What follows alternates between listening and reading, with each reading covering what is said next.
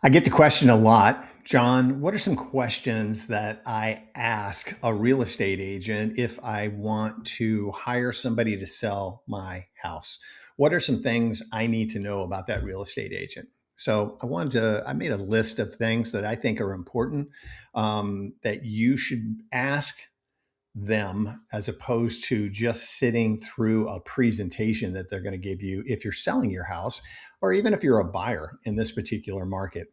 So I wanted to give you 10 things that I think are good questions to ask to hire a qualified real estate agent. I've had it happen to me a couple of times in the past year. Went and did a listing presentation, had the people thank me, say how wonderful it was. They were honest. They said, hey, we're going to interview another agent or two. And then lo and behold, their next door neighbor's daughter got her real estate license and they're going to give her a chance. Now, I've talked to them about everything. We've talked about pricing. We've gone through what they may need to do to get the house ready to sell. Um, so, what happens? They hire this other agent who may or may not have any experience, and then they come in and say, "Hey, we're going to price it at this price. This is what we were told," and they've already done the changes that were recommended. And then the other agent walks in and signs the listing agreement and sells the house for exactly what I told them it would sell for. So it happens. So this is one of the biggest investments most people make in their whole entire life. And I'm always shocked that they're negotiating with the agent to reduce their commission, who's going to be negotiating the deal on their house. So if the agent is, you ask them one time, they say, oh, yeah, I'm going to drop the commission. How well are they going to negotiate for you when it's your home? Because then you know they need to get a sale because they're willing to say, yeah, I'll take less money because I need a home to sell. Okay. So we've gone through a market where we had a ton of people in the last 5 years jump into the real estate market. 2022, even in 2021, 2022, I don't care what kind of house it was. You put it on the market. We had one around the corner from our house on the market for 3 hours. It had 16 offers. How good of a real estate agent do you have to be to sell that house?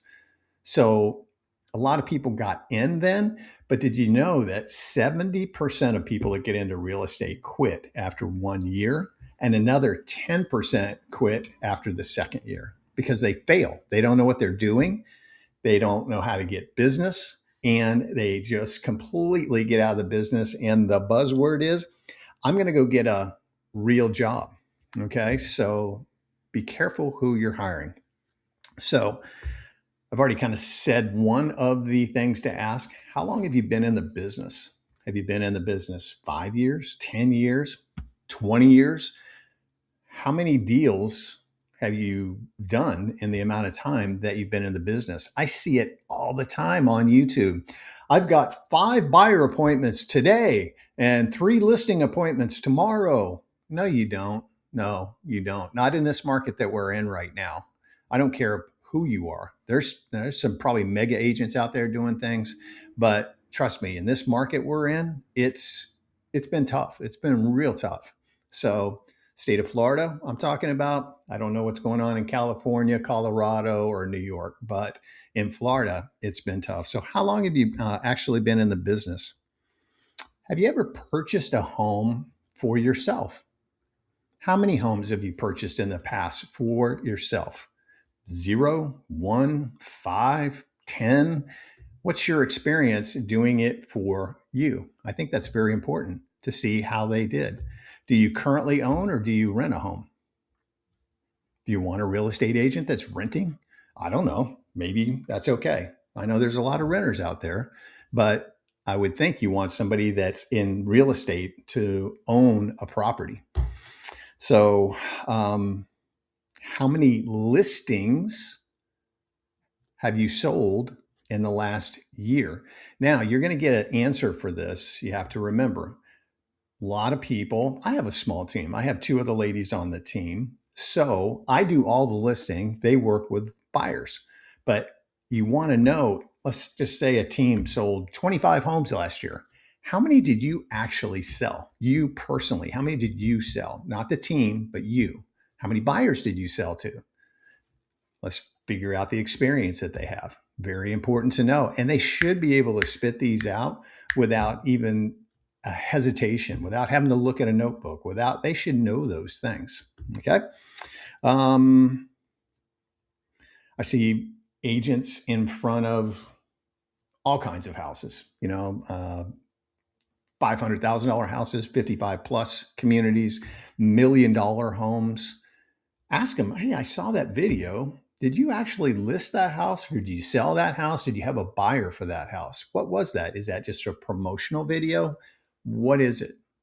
So I think that's very important. I like to do videos out in front of homes that we've just listed. I mean, what's the point? I can go out and video another agent's listing and hope that a buyer calls me. There's a very slim chance that that's going to happen, but I can do that to promote myself. But we like to do it on the homes that we've listed. How do you see the market? Give me your opinion. What's going on in the market right now? Do you see it changing? Are we going to be in this for a while? What's the cycle of a real estate market? It's typically 7 years. Once you get into a downward market that we're in right now, it typically lasts 7 years. Now, not all the time, but that's the average. So when did we start this market? Did we start it 2 years ago, 3 years ago? I would say easily that we started this market in 2025, because in 2025, 2024, and 2025, the average real estate agent in the area sold 2 or fewer houses. That's crazy, right? So you want to know that. Find out what kind of business they did in the last 2 years, 2024, 2025. How much business did they do? Not their team of 5 or 10 people, but how much business did they do? Very important to know. Inventory levels, where do you see that going? Where are we? Now, is there a lot of builder inventory? How about the resale inventory? Where is that? How much inventory does it give us? How long is this inventory going to last this long? And how do they figure out the months of inventory? Do they know that?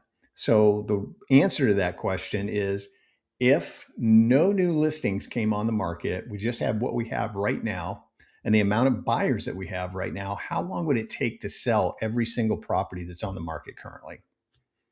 We probably got 6 months of resale inventory, and we've probably got another 6 months of resale inventory out there right now. That's how much inventory we have. So it's important that they know that as well.